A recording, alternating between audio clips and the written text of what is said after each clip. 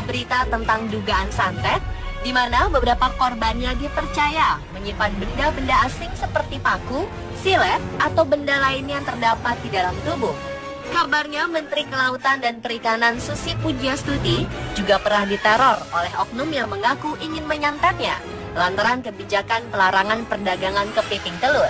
Padahal kebijakan tersebut dilandasi ingin menyejahterakan masyarakat nelayan. Meskipun ia menerima teror tersebut, ia tak begitu menghiraukan dan lebih ingin berkonsentrasi melindungi kelestarian laut. Santet ataupun sihir bukanlah fenomena yang asing di Indonesia dan masih menjadi pro kontra di masyarakat itu sendiri. Meski masih diselimuti misteri, beberapa masyarakat Indonesia ada yang meyakini serangan ilmu hitam seperti santet. Santet merupakan upaya seseorang untuk mencelakai orang lain dari jarak jauh dengan menggunakan ilmu hitam. Santet dilakukan menggunakan berbagai macam media, antara lain rambut, foto, boneka, dupa, rupa-rupa kembang, paku, dan lain-lain. Konon katanya, seseorang yang terkena santet akan berakibat cacat atau meninggal dunia.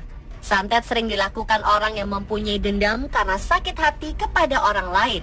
Santet dikenal juga dengan nama teluh, sementara bangsa Arab menyebutnya dengan nama Ainun Sakhiroh, yang bisa diartikan sesuatu yang bergerak cepat dan menyilaukan mata. Sedangkan kepercayaan tentang ilmu sihir atau serangan santet di Afrika yang lebih dikenal dengan nama voodoo. Voodoo diketahui juga sejenis dengan ilmu santet. Serangan voodoo biasanya dilakukan dengan boneka yang menjadi medium seseorang mencelakai orang yang dituju. Bagaimana jarum yang ditusuk ke boneka, sakitnya bisa dirasakan oleh orang yang dituju.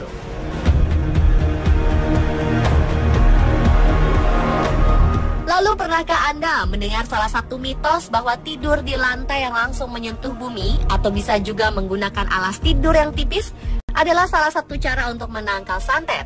Ternyata anggapan tersebut bisa dijelaskan secara ilmiah dengan ilmu fisika. Beberapa ilmu hitam seperti santet ternyata diidentifikasi sebagai energi bermuatan negatif, sama dengan bumi juga ternyata bermuatan negatif.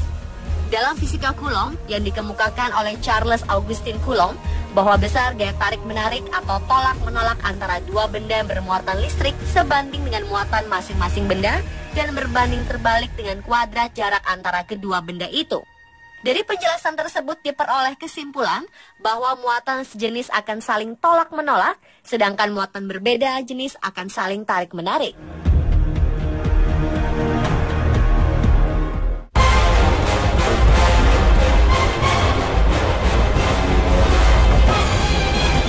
Beberapa orang memang mempercayakan pengobatannya ke dukun.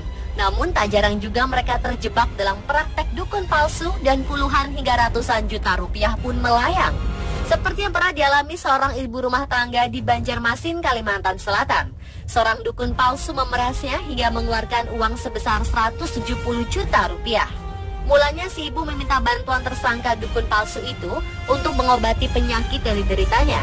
Namun si dukun palsu itu menduga penyakit yang diderita pasiennya karena disantet orang, dan untuk menyembuhkannya, si dukun palsu itu meminta si ibu untuk menyerahkan 170 juta rupiah sebagai persyaratan pengobatannya dan disetujui.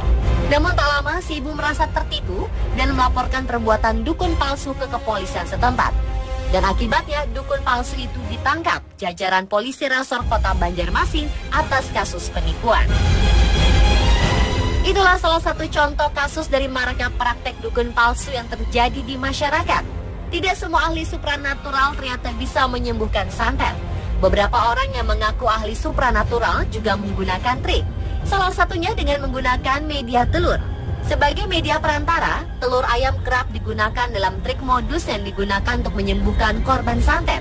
Di mana dengan menggunakan mantra-mantra, telur ayam tersebut akan diusapkan di bagian yang sakit. Setelah selesai proses ritualnya, si dukun lalu menyediakan baskom dan memecah telur tersebut di hadapan korbannya, dan pasti sang korban akan terkejut mengetahui bahwa dari telur tersebut keluar paku, jarum, silet, dan darah segar dengan dalih penyakit atau dugaan santet yang diderita korbannya dipindahkan melalui telur. Namun itu hanyalah sebuah trik.